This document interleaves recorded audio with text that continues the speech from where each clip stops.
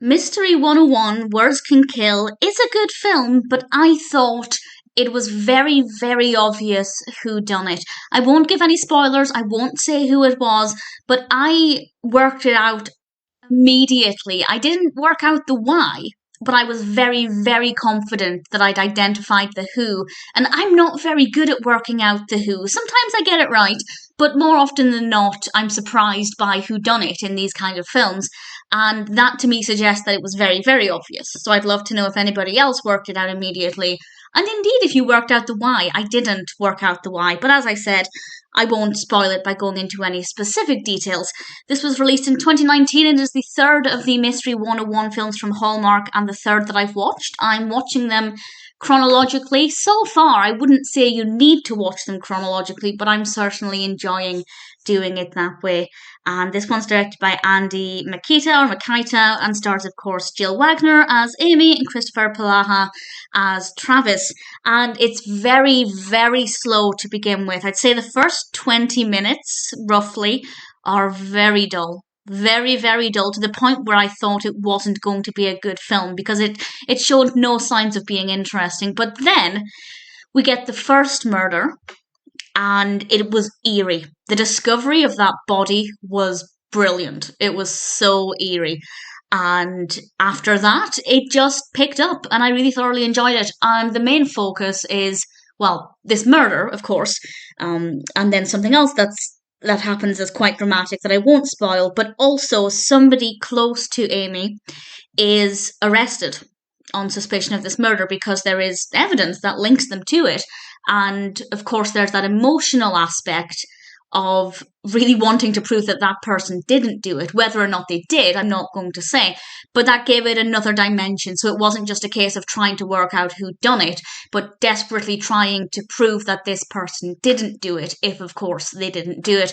So there's a lot going on there. It really made up for the first 20 minutes being very slow. Once the action kicked in and once the mystery was revealed, it snowballed in terms of being dramatic. One thing happened after the next, but it never felt too busy. It never felt like it was throwing too much at us.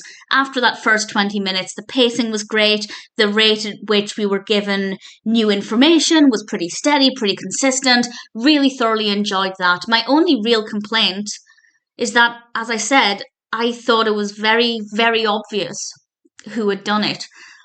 As with any mystery, we're never 100% sure when we have our suspicions, so I did allow myself to look at other suspects and think, well, maybe it could have been this person. But every time I thought that, I just kept thinking, no, I'm pretty confident with this one. And as I said, I rarely get it right. So for me, that's an indication that it was just far too obvious. But maybe I've just seen enough Hallmark mysteries by this point that I know what to look out for. Maybe if this had been the first Hallmark mystery I'd watched, it might not have been so obvious. Either way, I don't mind so much that it was too obvious. I would have preferred it if it hadn't been the case, but I still enjoyed it. I still thought it was a really great film, a really fascinating mystery once it got going, with quite a few twists and turns. Quite a few things were thrown up that I hadn't expected. So even though some of it was very obvious, a lot of it wasn't. And I had a lot of fun with it. When I started watching it, I thought I was going to be saying that this is the weakest of the three that I've seen so far. I have, as I said, watched these in order. But actually, I don't think that. I don't know which one would be the weakest, but I don't think it's any worse than the others. Not that worse is the right word to use there, but I think the quality is pretty consistent across the three, and I'm really looking forward to watching the rest. My only complaint is that to date there are not that many of them. I think there are only 6 or 7 Mystery 101s so far. I don't know if they're still making them, but I really hope they are, because I'm really enjoying it. I think Amy and Travis are both very likeable characters. They work very well together. And the mysteries have all been really fascinating. So Words Can Kill is definitely one that I enjoyed once it got going, and it's left me very, very excited to watch the next one.